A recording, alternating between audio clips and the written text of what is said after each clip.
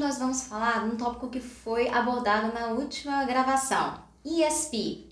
Vocês tiveram a curiosidade de procurar o que significa ESP?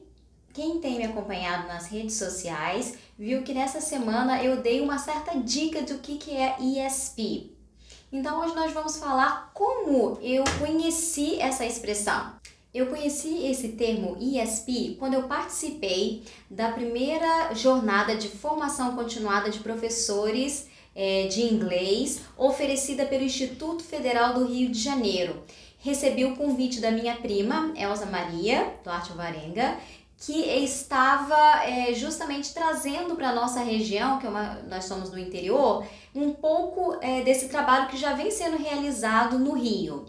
Então eu pude ter uma ideia do que é ESP. English for Specific Purpose. Então ele é um inglês para um fim específico. Da onde surgiu, né, essa ideia do ESP? Tudo surgiu através de 3 fatores que foram decisivos para a formação do ESP. Ele nada mais é do que um segmento do ensino de inglês como língua estrangeira, então ele é uma ramificação. Existe o ensino geral do inglês e existe o ensino mais específico. Mas para agora nós precisamos entender a ideia principal desse inglês para fins específicos. Então, quais foram esses fatores decisivos? Logo após a Segunda Guerra Mundial, houve a necessidade de um idioma que fosse internacional. E com o grande poder dos Estados Unidos, o inglês foi esse idioma. Então, era o idioma que era utilizado para o comércio, novas técnicas, tecnologias. Então, de um inglês que era aprendido sem saber exatamente o porquê as pessoas aprendiam, porque era um status quo, você tinha uma diferenciação por você ter o inglês, mas as pessoas não sabiam muito bem o porquê que elas estavam aprendendo. A partir desse momento, elas tinham uma necessidade, elas sabiam o porquê. Elas tinham que aprender para fazer seus negócios, vender seus negócios, os médicos conseguirem ler manuais que tinham só na língua inglesa. Então as pessoas começaram a aprender para um fim específico.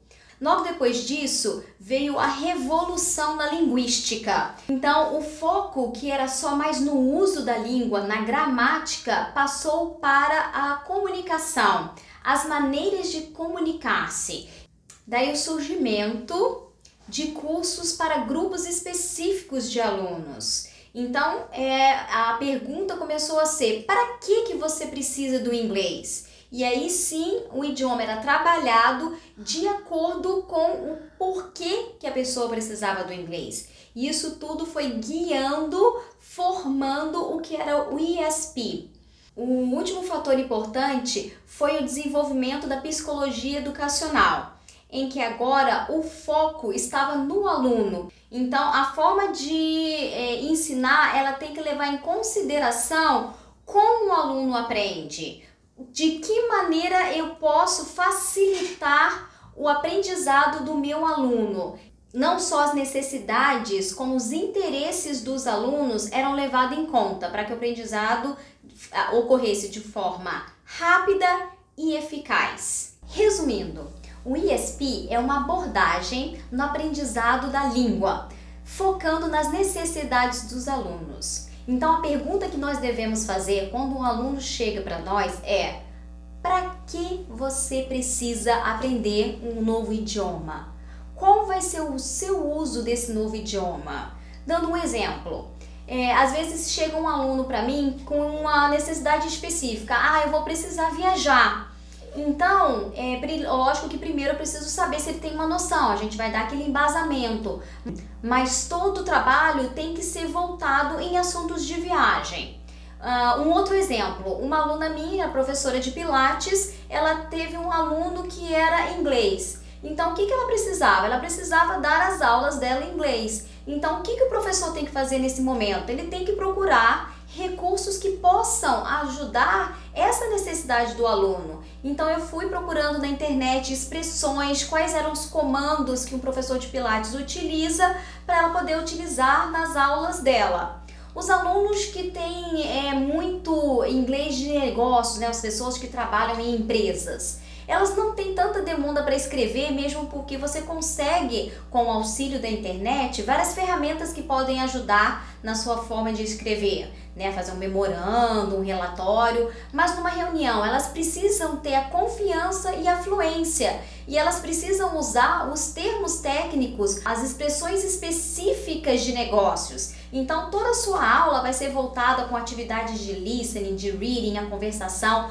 principalmente a parte do speaking tem que ser muito desenvolvida, sempre trabalhando com esses tipos de assuntos. Então, o aluno é que vai trazer para você a maneira com que você vai preparar as suas aulas. Então, você tem que estar pronto para estudar, para se aperfeiçoar, para descobrir novos mundos. Essa é a grande sacada das aulas particulares, do professor particular. Ele está sempre em desenvolvimento, sempre em aprendizado. Você começa a aprender coisas que você nunca imaginou que você ia buscar, que você ia aprender. Você aprende de uma aula de pilates até uma coisa específica como logística. Então é um mundo novo a ser explorado.